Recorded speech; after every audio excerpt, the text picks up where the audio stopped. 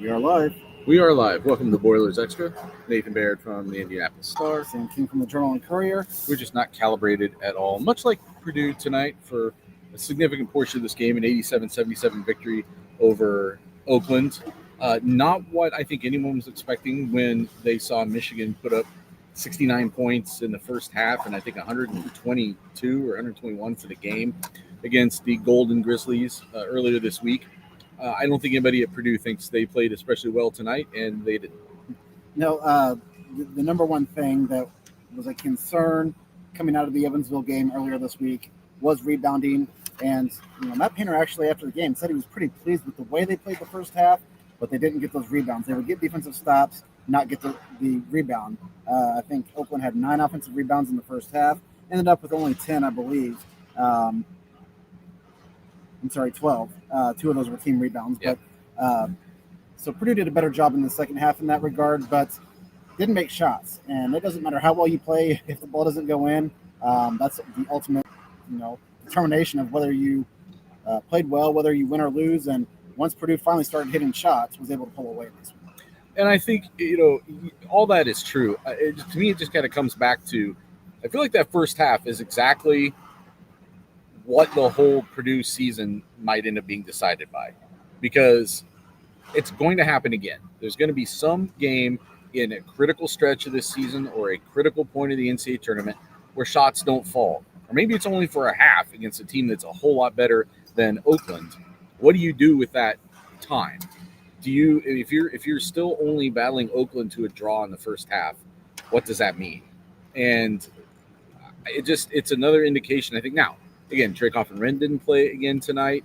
You can tell what that means to this team from a rebounding standpoint. You can tell what it means to this team from an offensive efficiency standpoint. There were a handful of plays tonight, I thought, where Braden Smith is dumping a ball off and there's nobody there to, like, the person he's trying to get it to just isn't Trakoff and Wren, right? And it's not going to convert the same way. But I think the things that they came into this season the most worried about were still a problem in that first half. I thought that Oakland was getting too many open threes and getting to the basket too easily. Like, they're not doing the other things that they need to do when they have such a miserable shooting half. Yeah, and it will be interesting. I assume at Alabama, Trakoff and Wren will be back. It sounds like, the injury he had wasn't serious. Now we know more, and it still sounds like, it's positive news for Purdue moving forward. But Alabama is a whole lot better than the 2 teams that Purdue saw this week. So while that is great news, you've got to play better regardless of who's on the floor. And you saw that in spurts, I think, a little bit. The moment where Purdue kind of really started ramping it up, I thought Braden Smith and C.J. Cox did a better job of being aggressive and going and getting boards. And Purdue doesn't want to do that. Purdue wants the big men to get boards, kick it out, and let Purdue run in transition. And when your guards who bring the ball up are going and getting the boards, you can't do that. So it may have slowed some things down in that regard, but I think in that moment it was kind of necessary for the guards to be aggressive and go get boards. I'm also a little bit torn in that first half so they're 5 for 20 from 3 in the first half. And I know that this team's mantra is like, get an open 3 and take it. Let it rip. But at some point, do you do – and they did it. Like, eventually in the second half. Like, how did the game change in the second half? I thought it was Braden Smith attacking the lane more. I thought it was getting the ball into Oscar Clough more. That's something else that feels like, even going back to the Kentucky exhibition in some ways, I know that this team doesn't thrive on post touches, but it seems like they go away from it pretty quickly sometimes. It was just a night where I think that when the shots didn't fall, instead of seeing a team kind of rise to the occasion in all other facets, it seemed to affect them in all other facets. Yeah. And something that it wasn't very notable at the time, but something late in that first half I thought was a good sign was C.J. Cox had a 3 in the corner, pump fake. The guy went by him. He took 2 dribbles and took a mid-range jumper. He made it, 2 points. I know you get one more point if you're a couple feet back, but sometimes it's just, taking the smarter shot. And it seems like, that 3-point line sometimes seems like some, foreign territory going inside of there for some of these guys. And once Purdue did get inside, whether it was attacking, whether it was getting the ball in the post, and that will obviously increase if Trakoff and Wren is on the floor. because he doesn't come outside the 3-point line a whole lot. I think that's when Purdue was able to open some separation, and kind of what happened tonight. I think Purdue just had more talent, and we talk about that in football a lot of times, where Purdue played well enough to win some games, but the other team just had more talent, and I think that was the case of what happened on the basketball court tonight. Yeah, that was in my head the whole night, was that I know coming out of a game like this, it's going to be like, hey, you didn't have Trey Kaufman-Renn again. That's some adversity. Or the shots didn't fall. Your open threes weren't falling. That's some adversity. Or whatever else happened on the court. You created some adversity that you had to dig yourself out of by playing a certain way. Well, you know what the adversity is going to be when they play Alabama?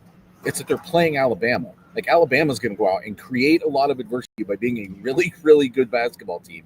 And that first half effort, especially tonight, would have gotten I don't know what the score would have been going in halftime against Alabama. Now, at the same time, if they make 8 of 20 instead of 5 of 20, which is really more in line with what they should be doing, it's a 9-point game at halftime, and you're still kind of like, oh, that wasn't so great. But it's a comfortable lead, and you're probably building from there. Matt Painter made a good example. Like, as much as he had things to complain about tonight, he's also one of the most pragmatic people I think I've ever met. And he'll just tell you, hey, if we play this game again, like, we hit those shots, it's not going to be this close. He's not wrong. But at the same time, the whole point is they don't get to replay any of these games. And they won't get to replay any of these Big Ten games like the ones they lost last year that cost them a chance at that third straight championship that they really wanted. They're not going to get to replay any of those games in March as they're trying to progress towards a very lofty goal. And it's not, I don't think you can overreact. I don't think you should overreact to a game like this. But I think there's also, I think to say that they need to start addressing these concerns quickly is not an overreaction. I think that these are all things, their defense and rebounding, that they knew were potential problems. It is why they brought Oscar Clough to Purdue. They knew it in Indianapolis and in Providence and before that, right? So they've had some time to work on that, and it still feels. I think the thing I've been waiting for, especially from a rebounding standpoint, kind of started to finally feel that way in the second half, but they also had momentum going their way in other ways. Like, it just hasn't felt like a time when they like step up and are just like that vibe of like, we're controlling the boards. Yeah, again, especially against the competition they've played in 3 of the 4 games. And to be fair, some of these guys were kind of spoiled 3 years ago, because they played with, immovable object under the basket that just every ball found his hands, and you could count on 15 rebounds almost every single night, and you're going to win the boards when you have that, regardless of what other people do most nights. And then last year, without Edey, without Jacobson too, they struggled, but they definitely have to solve this, and I think it goes beyond just Trey Kaufman-Renn. While that helps significantly, he averaged 6.5 boards last year. Even if he gives you close to that again, and you're getting what you should out of Oscar Clough and Daniel Jacobson, you're going to be better on the boards naturally. But you have to take a significant leap when you start facing some teams with better post players, better athletes than what you've seen in 2 mid-majors. And listen, there was also, not every rebound opportunity is created equal. There were some weird ones tonight. A lot of weird caroms tonight, and they didn't. Oakland didn't shoot the ball all that well in the first half either. I think they were 4 of 13 from 3 before they hit a late one that helped bring that score to what it was. If not for Liam Murphy hitting a corner 3 in the final seconds of the first half, Purdue would have been trailing at halftime. So there were some definitely long, weird caroms. There was also a lot of balls that are just hitting guys in the hands, and easy for me to say, but that does sometimes seem like a concentration or a just awareness thing that has to get corrected. Positive things. Another good game for Jack Benner, I thought, overall. And a really good game Liam Murphy came off the bench and scored 11 points in 11 minutes. So the two of them combined for 22 points and I think it was 9 rebounds. Benner had 7 boards, 3 assists. Yeah, they basically combined for a Trey Kaufman-Renn, which is what they had to do. Now, they don't have the presence of Trey Kaufman-Renn, although Trey Kaufman-Renn doesn't hit threes like they do either.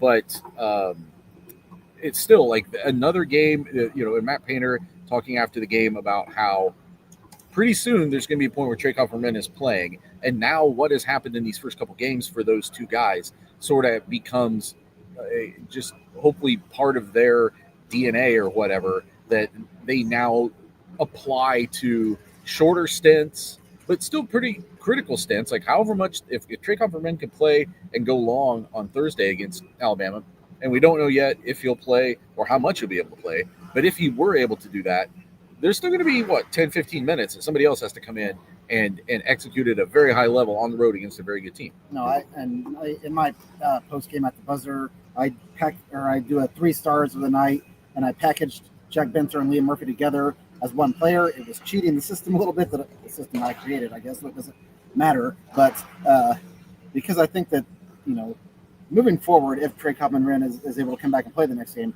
they're not going to have the amount of minutes that they had. But you needed them to be what they were tonight, and that's why I asked that question in the post game. Like, how valuable is it that not only were they in the game, but if they were in a game that you win by 31 like the other night, not a lot of valuable experience probably in that, the way that having to make plays down the stretch, and both of those guys made big threes in moments, made some big plays when Purdue had to have them. That's the stuff that's going to be valuable moving forward, I think, when you get into a big game in the Big Ten or in the NCAA tournament. You have guys that have played key minutes in games that they had to make a play to get you out of a hole. Bender took an offensive foul in the first half too. I think it was like right before the referee did not the agree under 16. He didn't know. They called one, didn't they? It was a blocking foul. He was 2 feet out of the cylinder. No, not that one. That was a different. That was he did not take that charge. There was another. There wasn't even a player control foul. I think it was just an off-ball offensive foul that he took in the first half. I just think he's a guy that has gotten in and shown some toughness, and I think probably had to already be kind of mentally preparing himself to play with some toughness and play up a size for a lot of games this season. And I think he's done that. I think that now, would Trey Coffman have gotten more rebounds than him in the last couple weeks? I don't know. He had 7 in 29 minutes tonight. I mean, I can't complain about that too much. Trey Coffman, at what point does it become something that Purdue starts to worry about? Like, Matt Painter isn't still talking about it with great concern. Said that they had tests done. The X-rays came back negative on Wednesday. Nothing was there. I mean, I'm sure a bone was there, but nothing else was there. No damage was there, I guess. He said he thinks they had an MRI before the game. This is such a Matt Painter update. I think he had an MRI before the game, and he didn't say anything to me. So I guess that means things are okay, which we can only run with to some extent. But it sounds like he was trying to go. He did non-contact stuff the last couple of days. We did not see him at all, though, for the second time that he was listed as questionable, and that's based off of the afternoon shoot-around. So, as of 3:33-ish, they hadn't done their shoot-around yet. And it's only after the shoot-around they make the determination to list guys like that. And still, he did nothing before the game. So it tells you that there's definitely something there that's somewhat significant, that he can't participate in full in practice yet, and they're getting testing done, and he can't even try to go through shoot-around before the game today. So I think that leaves very much in question how at full strength Purdue's starting lineup will be when it goes to Alabama next week. Yeah, that's a fair assumption there, because I fully expected him to at least go through the layup lines before the game or something to that degree, just to get a feel for things, and he didn't even do that. He came out after the team was on the floor, and then he kind of stood off to the side and was just high-fiving guys, talking to guys as they were going through the layup line. I do want to pinpoint Jack Benter, though, because it's funny. Last year in the NCAA tournament, I was talking to him about redshirting and how valuable it had been for him. And one of the things he said was he's watched a lot of Fletcher Lawyer because he knows that's his future. That's kind of the role he'll play down the line. And then, lo and behold, he's playing a completely different position, guarding guys who are bigger than him, having to do a lot of different things at a position that he's, probably not accustomed to. And I think, even though it's Evansville and Oakland, I think he's answered the challenge more than anybody probably thought he would. Yeah, no, I think he's been really valuable through these first 2 games. A couple other guys we need to highlight before we wrap up. Braden Smith, we already kind of mentioned this in passing, but I thought the game changed early in the second half. There was a stretch of the late first half where they sent somebody in. I think Omer Meyer was already in the game. They sent somebody else in to sub out Braden Smith, and then he sat for a couple 3 minutes in the first half, which I didn't know if that was just Painter trying to just avoid wear and tear on him in a game like this, or if it was kind of a message of somebody else needs to start figuring some of these things out. because without just bailing them out. But then he came in and I thought early in the second half, and kind of did bail them out. Like the way his energy, his executing, he finishes with 20 points and 9 assists. I think 11 points and 6 assists in the second half. And then Oscar Clough, there's going to be nights where, like Tuesday, where I think that center position is kind of an equal share in terms of production, and you get 40 good minutes combined out of both of them. This was not a great game for Daniel Jacobson, but Oscar Clough, I thought, played really well. 14 points, 9 rebounds, 4 blocks, a steal, 2 assists, no turnovers.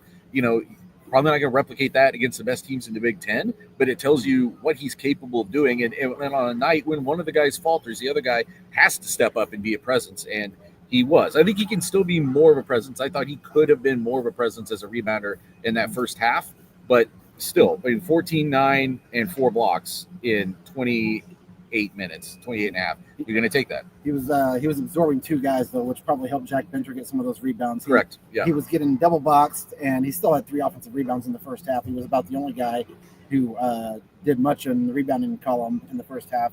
But, yeah, I thought he played pretty well, and I asked him about this after the game. I think he's starting to get a feel for this offense a little bit. But then he did say, I still haven't played very much with Trey yet.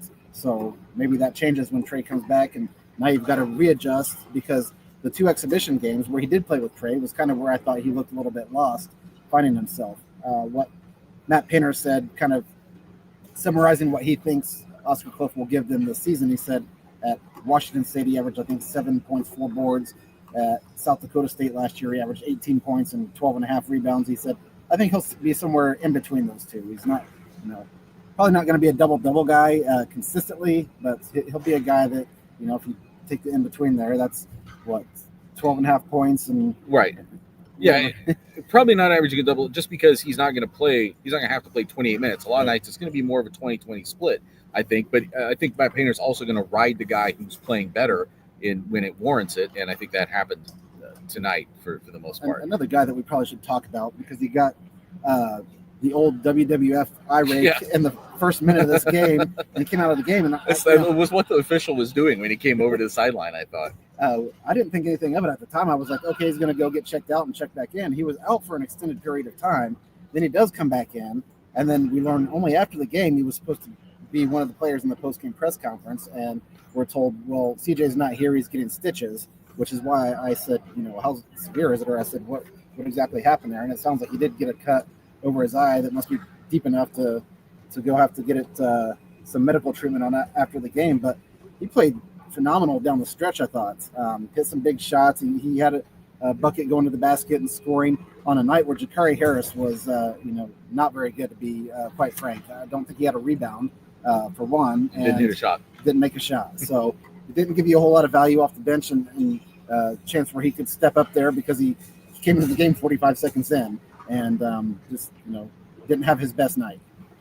No, I mean, no. But also 2 assists and a steal. I mean, he was contributing in other ways when he was in there. He's very good defensively, and I think that's his best asset to this team, is guarding on the ball. He came in ready to shoot. It was just one of the many guys that the open shots weren't falling. So yeah, I mean, just not what they had hoped for, building off of the first game of the season. This was definitely a bit of a step back. I was asking Fletcher Lawyer a question more specifically about defense after the game, but he took it more in a direction of and I thought this was a little bit of a change. We've talked a lot about how this team has, when it's lost games, it lets it roll off its back to some extent. When it was losing games in Big Ten play, when it lost 4 in a row or whatever last year, they weren't just shrugging their shoulders about that, but they put things in the right perspective. But I think the other side of putting things in the right perspective is he pretty much just spoke up and said, listen, we only beat Oakland by 10. Hats off to them, but if we're supposed to be the number 1 team in the country, that ain't it. And he's not wrong. That wasn't it. That wasn't worthy of the number 1 team in the country tonight, I don't think. And they're going to have to be a lot better if they want to go down to Alabama and come out with a win, with Trey Coffin-Brenner or without him. Right. I know people are going to look at this and then go back and look at the game 4 days earlier and say, well, Michigan beat that team by 43 points.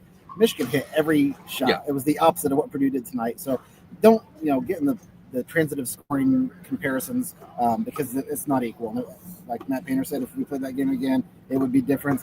If Michigan played Oakland again, it would probably be a lot closer too. But the main thing is Purdue got out of here with a win in a game that, should it have won by more? Yes, probably. But does escape, does move forward. And if you figure out and learn from some of the things that are not helping you win by, the amount of points you think you should have won by, and you get better from it, then it has some value to it. But another thing I want to say real quick, just from looking at this box score, I think if Oakland leaves here tonight, probably pretty happy with the progress it made in a week, because it did play well. They played hard.